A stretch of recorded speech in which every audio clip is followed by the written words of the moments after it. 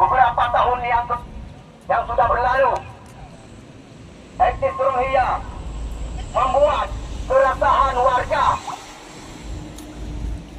Mereka telah melanggar adat dan budaya kita. Kita harus melawan.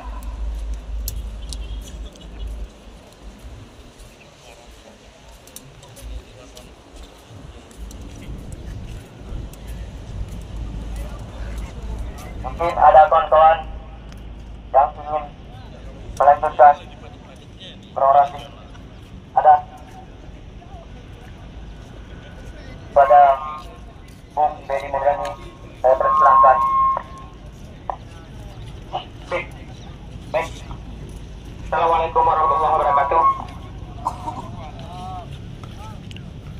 Hidup rakyat Indonesia, hidup rakyat Aceh.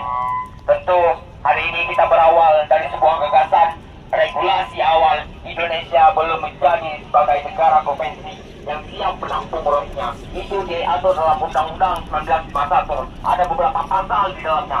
Tentu ini menjadi regulasi awal dan regulasi kuat kemudian diperkuatkan oleh Presiden Negara Republik Indonesia. Namun, kenapa hari ini Indonesia dilema dengan berbagai macam situasi? Indonesia hari ini dilema dengan sikap yang akan diberi. Ini menjadi sebuah tanda tanya besar. Kenapa Indonesia menjadi salah satu sasaran para imigran gelap datang ke Aceh? Para imigran gelap ingin menguasai tanah Indonesia. Kenapa? Karena Indonesia belum siap menjadi sebagai negara yang utuh. Itu perlu kita ketahui bersama. Para asing, para manusia-manusia yang ada di negara lain ketika ingin masuk ke Indonesia, katakanlah masuk secara gerombolan manusia perahu, dianggap sebagai para pengungsi Rohingya, dianggap sebagai para pengungsi yang notabene mereka sedang mencari tempat penampungan, sedang mencari tempat keamanan. Akan tetapi ada satu metode lain, yaitu ketika para negara asing masuk dengan cara sendiri-sendiri, maka mereka akan diperlukan Indonesia. Coba lihat ketika pasca Aceh mendapatkan peperangan antara pusat dan negara Aceh, operasi militer, para tentara dikirim untuk membasmi perlawanan di Aceh. Kita juga mencari perlindungan, tapi tidak semudah itu. Dalam undang-undang diatur Indonesia belum menjadi negara konvensi yang siap menampung para imigran. Ada beberapa negara lain seperti Australia, ada Inggris, ada Jerman. Kenapa nggak ke sana? Karena presiden dan mengatur manajemen negara mereka itu lengkap dan siap. Mereka tidak membiarkan sembarangan orang masuk ke negaranya. Kenapa? Tidak ada satupun manusia yang bisa memprediksi bagaimana kondisi tubuh para imigran tersebut. Ada berbagai macam penyakit yang dibawa, ada berbagai macam tingkah laku yang akan ditransformasi ke sini. Tahun 2020, para imigran pernah terdampar di Aceh, kemudian ditampung di kandang. Masyarakat antusias untuk menampung. Kenapa? Karena para politisi, para pejabat selalu menggiring bahasanya menerima mereka. Tapi apa yang diberi? Ada gadis desa yang diperkosa, ada hasil tani rakyat yang dicuri. Lalu itu bentuk kebaikan setelah kita tampung mereka. Enggak, mereka merusak tatanan adat masyarakat Aceh. Perlu kita ketahui bersama. Rohingya datang ke sini kemudian diberikan tempat tinggal, listrik gratis, air gratis, dan makanan gratis. Sehari 3 kali. Kemudian dengan hotel dan sebulan untuk diberikan tempat tinggal dengan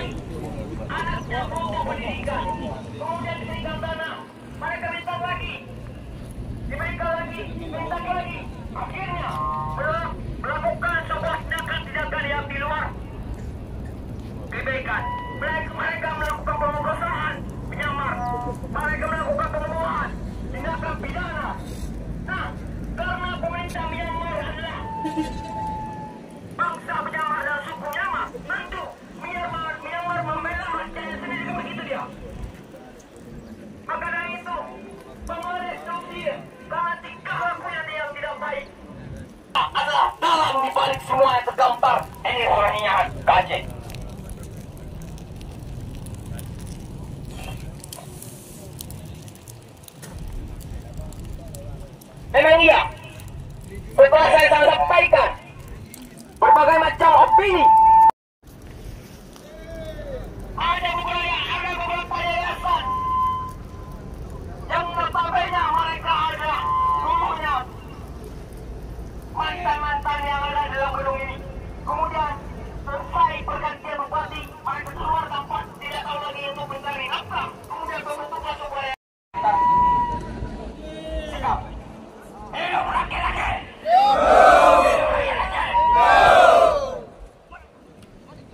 Ada lagi, saya ingin menyampaikan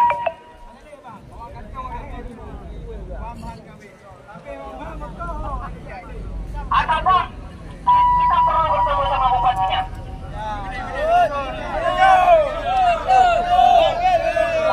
Sampai seperti perlu. Sama lagi yang gelap. Berarti ini mana nggak kamu dalamnya?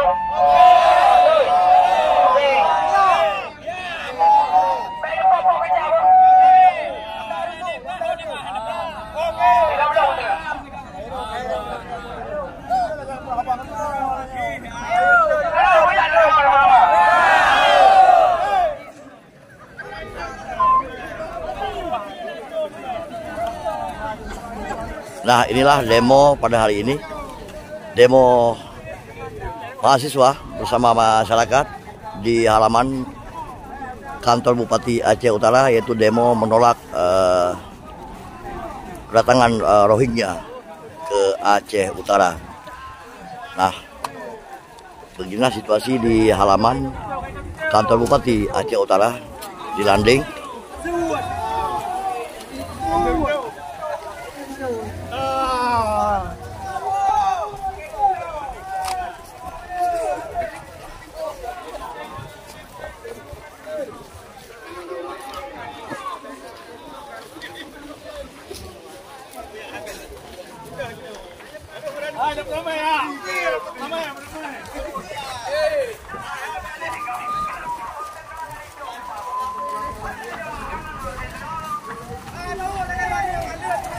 Nah,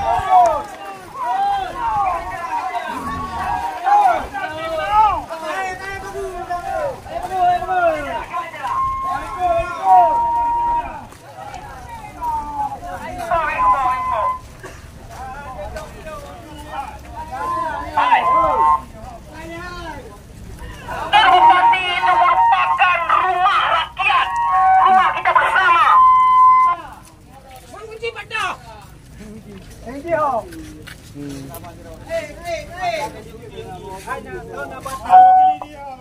Wakililah.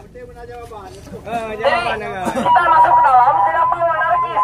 Kita ingin bertemu dengan PD Bupati untuk menyikapi bagaimana kondisi Aceh Utara ketika Rohingya dialokasikan ke Aceh Utara hari ini. Yang penting jawaban menolak.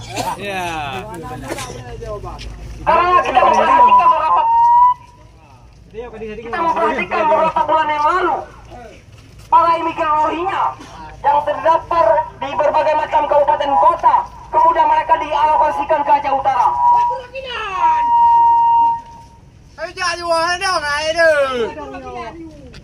Coba diberikan ruang untuk kita masuk, kita ingin bertemu dan mediasi dengan pihak PD Bupati Aceh Utara. Pakai baju. Kita tidak mau anarkis. MOU.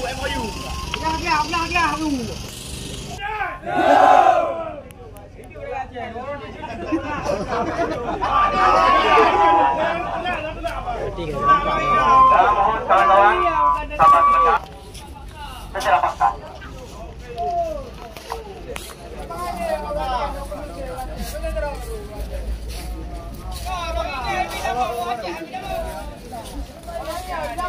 Di kantor gubernur Rohingya udah ada. Bandara katanya orang ke. Nya kuak lembu hina tu. Rohingya.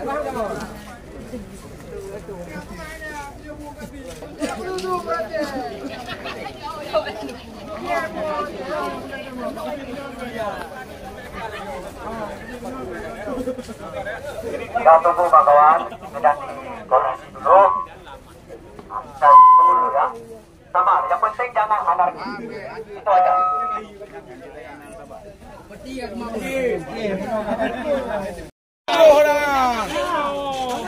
Masa doa kau dengan doa.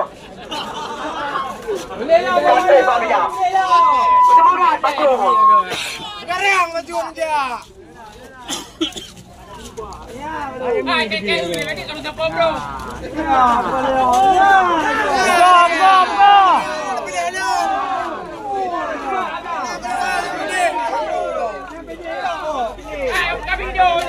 Kapinjo deh, Pak Yana. Pak Demi. Pak, kamu ingin mediasi, Pak? Anak-anak arki sore apa? Ada.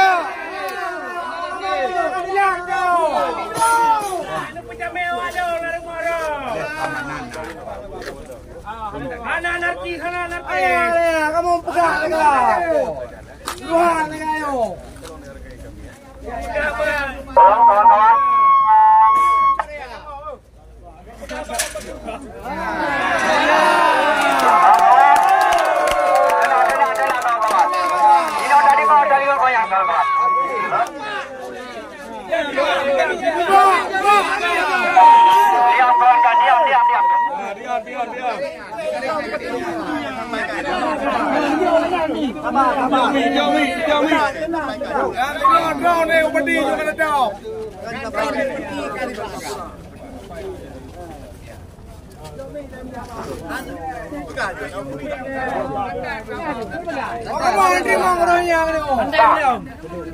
Yang pertama, kita apresiasi karena sudah mau bertemu. Nah, poinnya adalah kita sudah mendengar bahwasanya ada indikasi para imigran Rohingya itu akan dialokasikan ke Aceh Utara. Ya, dalam tanda kutip ketika Dr. Maya pun melakukan penolakan yang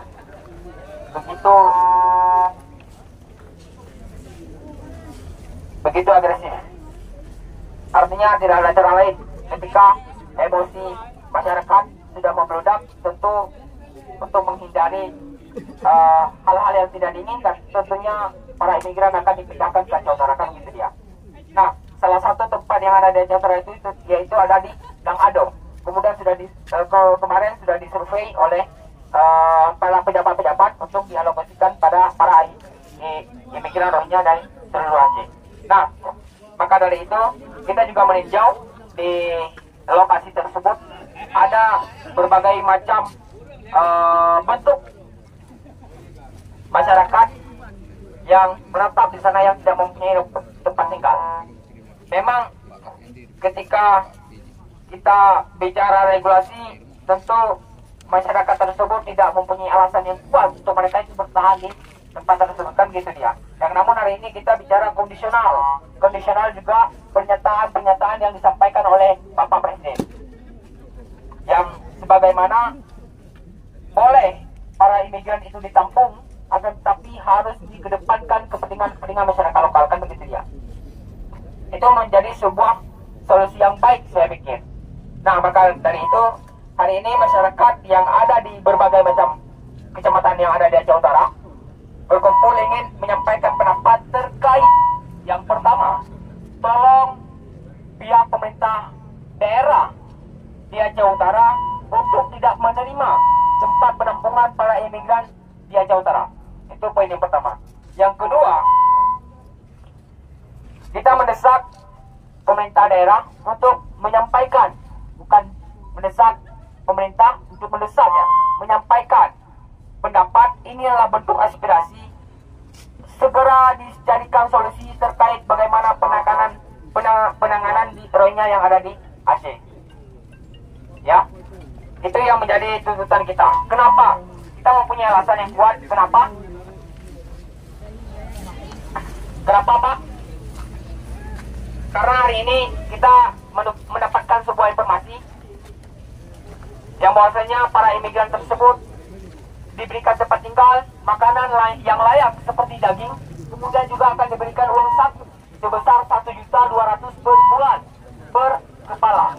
Nah, artinya hari ini masyarakat yang ada di Aceh Utara ini yang sedang terjepit ekonominya dengan lahan tani yang sedang kering hari ini akibat gurun pasir yang tidak berujung selesai diperbaiki. Artinya pengungsian ini memang tidak baik, ya. Masyarakat masih memikirkan bagaimana besok saya harus mendapatkan nasi. Nah, melihat kondisi Rohingya yang begitu nyaman dan enak, tentu akan menimbulkan rasa cemburu. Nah, kecemburuan sosial itu yang menyebabkan hal yang tidak diinginkan nanti akan terjadi.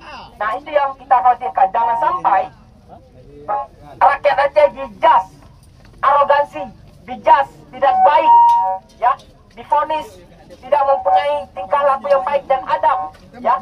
Ini bukan bicara soal adab lagi, tapi bicara soal perut hari ini. Rakyat Aceh Utara sedang lapar.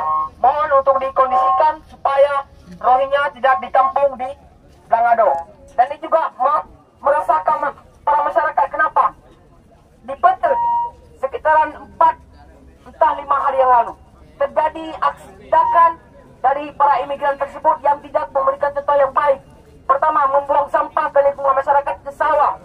Kedua, mencuri hasil tani. Ada 3 entah 2 pohon kelapa yang sudah hilang buahnya, ya, dicuri. Kemudian hari ini kita melihat UNHCR dan IOM tidak lagi berada di Aceh Utara. Artinya apa? Selesai mereka itu membawa para imigran ke tempat penampungan, mereka lepas tangan. Kan begitu dia. Nah, mohon diberikan penjelasan dan sikap dari Bapak selaku perwakilan dari Kabupaten Aceh Utara.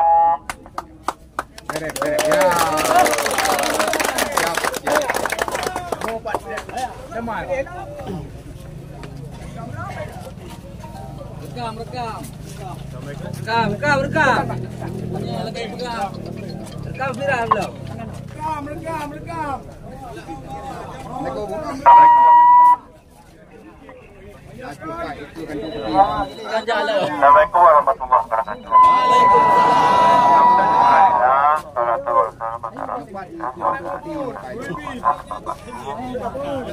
Puji beserta syukur sama-sama kita panjatkan kehadirat Allah Subhanahu wa Ta'ala. Pada pagi yang cerah ini kita memberikan umur panjang, sehat badan dan waktu luang sehingga kita dapat berkumpul di sini bersama-sama dalam rangka melaksanakan tugas yang sudah diumpatkan kepada kita semua. Selamat beriring salam. Salawat beriring salam kita sajikan dari Nabi besar Muhammad sallallahu alaihi wasallam beserta yang berwajib.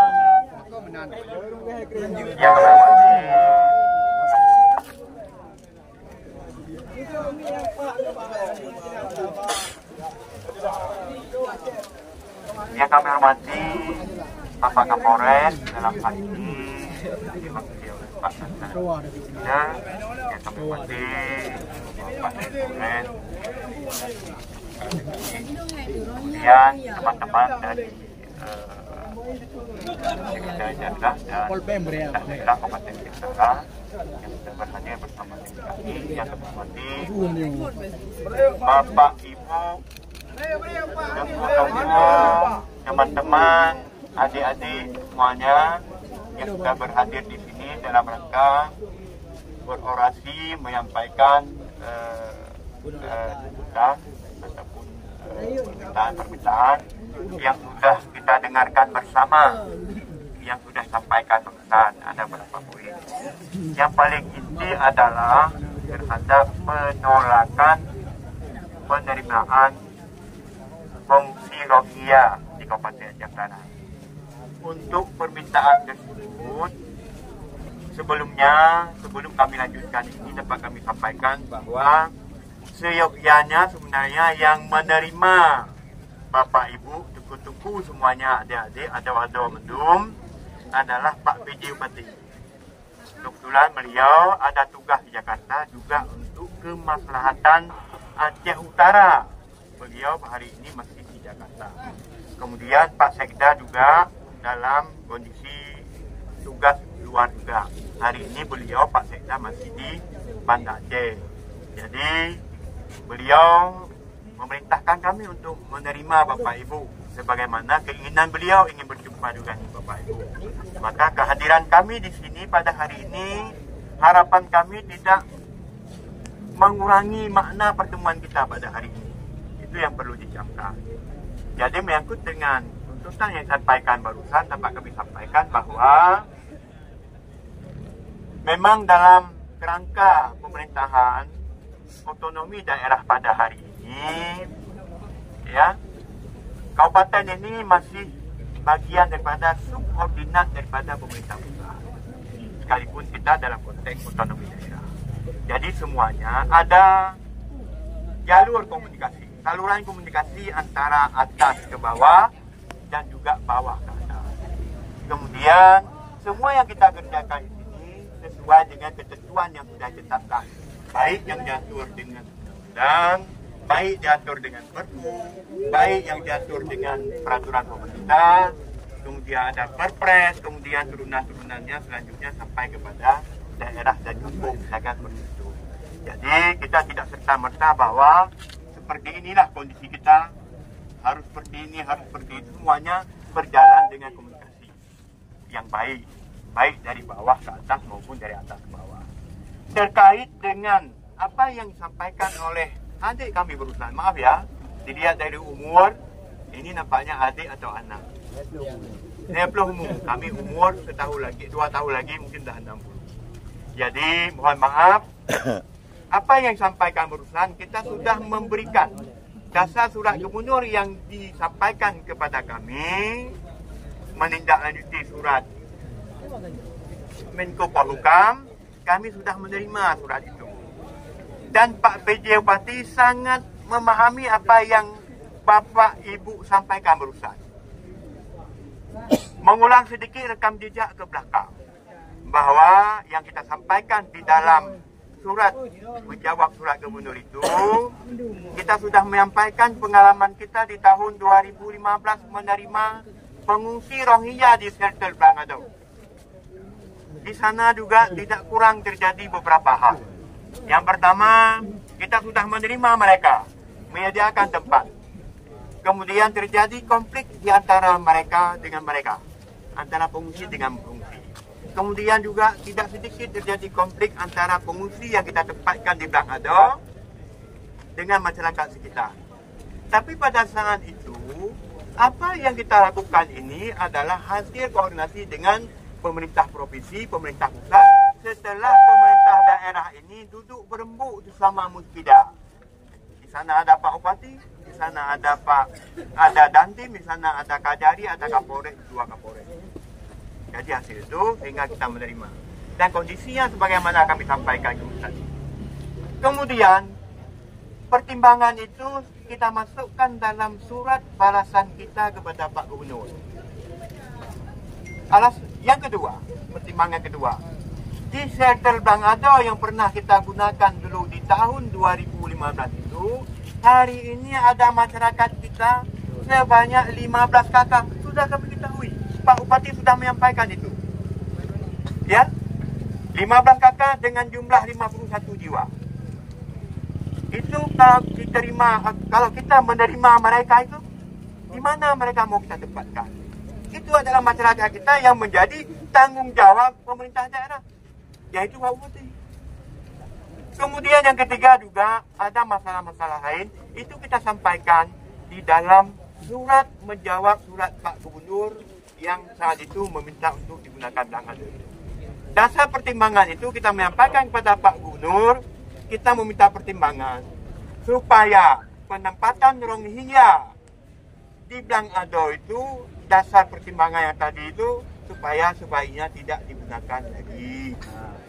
Amin. Jadi itu menjawab apa yang disampaikan oleh adik-adik dan teman-teman, tuku-tuku dan teman-teman kami semuanya. Tapi itu kan kita sampaikan dalam surat.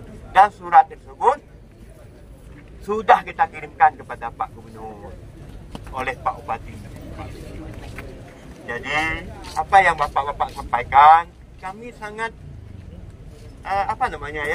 sangat paham dan sangat setidaknya karena drone, kamu drone di lapangan, ini nyambung perasaan kita, ya. Mungkin nanti dapat sampaikan tambahan oleh Pak Mojan sebagai Kepala Pemerintahan. Jadi itu Pak. Jadi saya tidak lagi memperpanjang mukadimah. Kemudian ini yang sudah kita lakukan dan setelah itu sudah kita kirimkan ke sana Bapak-Bapak. Kemudian jika ada hal tambahan nanti saja nanti kami juga akan menyampaikan kepada Pak Bupati nanti salam dari Bapak yang sudah hadir. Ya. Terima kasih sekali lagi. Mohon maaf atas penyambutan yang seperti ini. Kami telah tadi turun karena ada rapat tadi yang diundang, dipimpin oleh Pak. Ya. Oke. Lelaki lagi yang matang. Mungkin dulu anda ingatkan kamu akan menyampaikan dalam kepada Pak Bupati. Ya. Demikian dapat kami sampaikan. Tidak ada niat kami untuk mengurui, hanya menyampaikan informasi ini. Lebih kurang kami mohon maaf. Billahi taufiq wal hidayah. Dan juga salam dari Pak Bupati kepada Bapak-Bapak ya semuanya, dan juga Pak Sekda karena beliau ada di luar daerah pada hari ini. Demikian dapat kami sampaikan. Mohon maaf atas segala kekurangan. Mungkin di lain kali mungkin diingatkan juga tidak ada masalah ya. Mungkin kita menggunakan dengan saluran-saluran komunikasi yang baik.